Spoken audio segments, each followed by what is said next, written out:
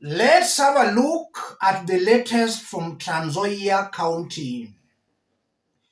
Since morning, George Natembeya, Transnzoia governor, is missing in action.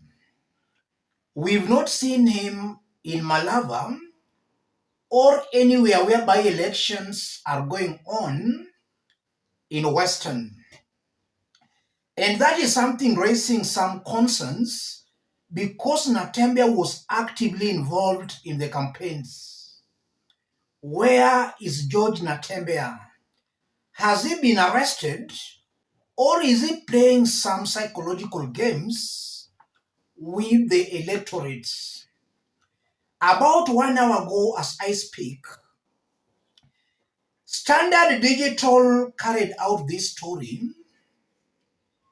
Authorities dismiss claims of Governor Natembeya's arrest, accuse opposition leaders of provoking security agencies, warn they will arrest anyone found inciting violence.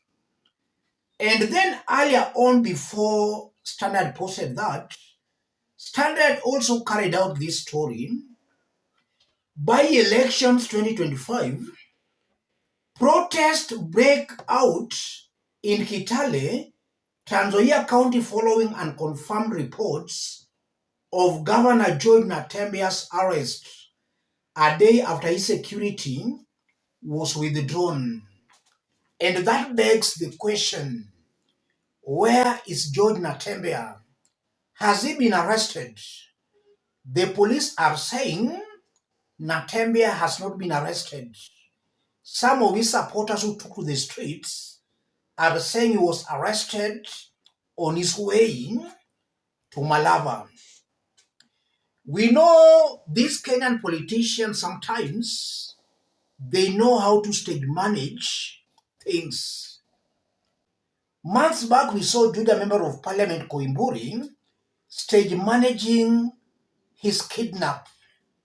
It was later revealed he did kidnap himself. Where is George Natembeya?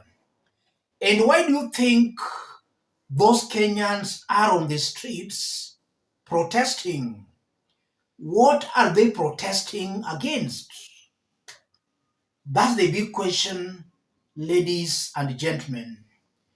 I want us to dig deep into this for Kenyans to see clearly what's happening here. If you are watching us but you have not yet subscribed, subscribe, give the video a like. Let's proceed.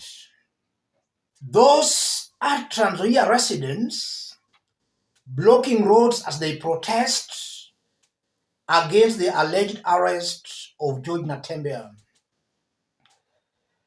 What do you think is happening here, ladies and gentlemen? I've been listening very keenly to George Natembeya, the way he plays his politics. I've also listened on how Malala plays his politics. And I've also been listening on how Rigathi plays his politics. Without taking sides here, I won't be wrong to say George Natembeya might be in hiding. He fears being arrested. So he might have organized those individuals on the streets to protest. Natembeya himself organized for those protests we are seeing in Transnzoia. And is maybe organizing those protests as a way of escaping the public scrutiny. Natembeya has been painting an image of a very brave leader, a commando, a leader who cannot allow anyone intimidate him. That's what Natembeya has been painting in the past few days. Now he can't be seen in Malava.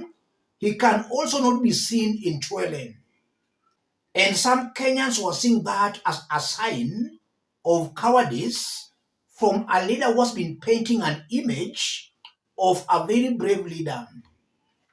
To kill such notions, he must organize, or he has organized his supporters to protest that he has been arrested.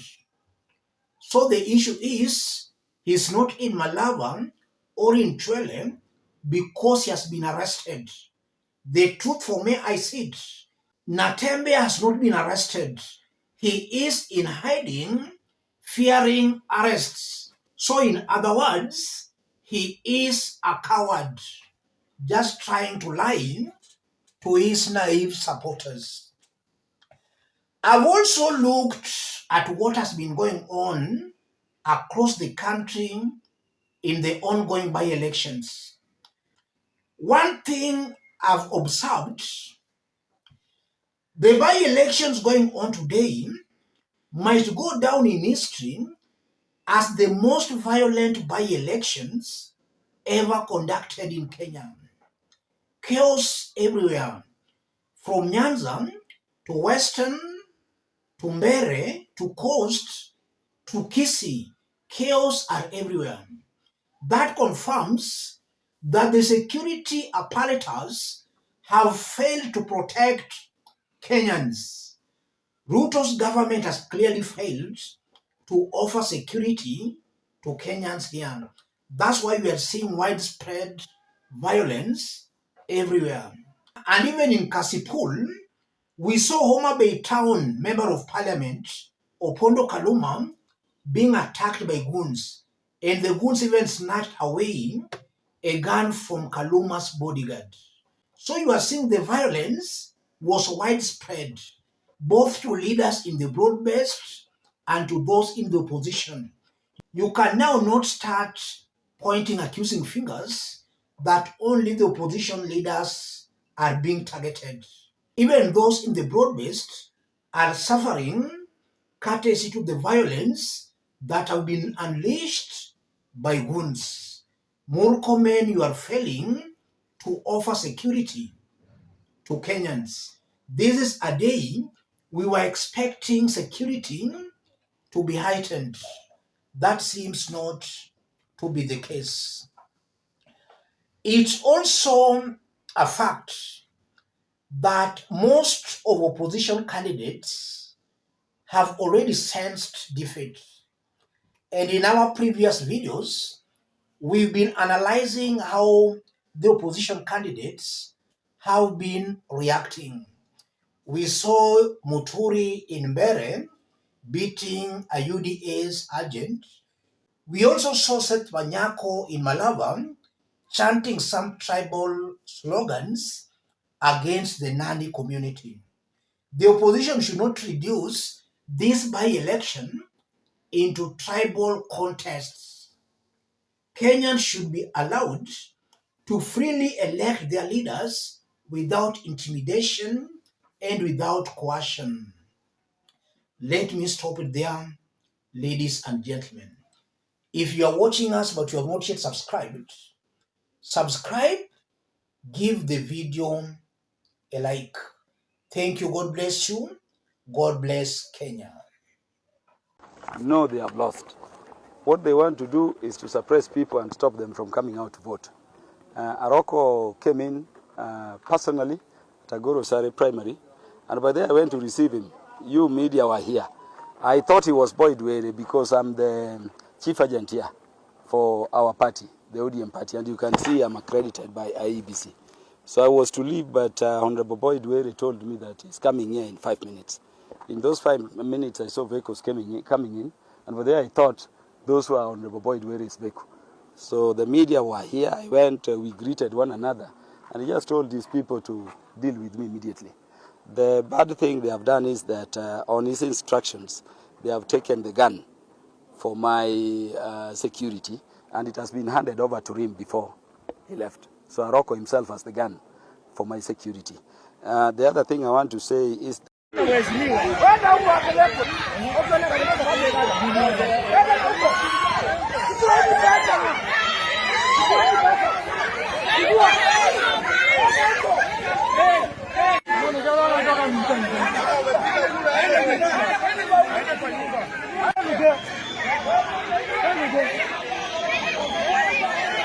Oh,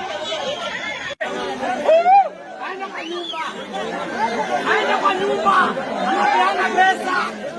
Aenda kwa nyumba. Aenda kwa nyumba. Aenda kwa nyumba.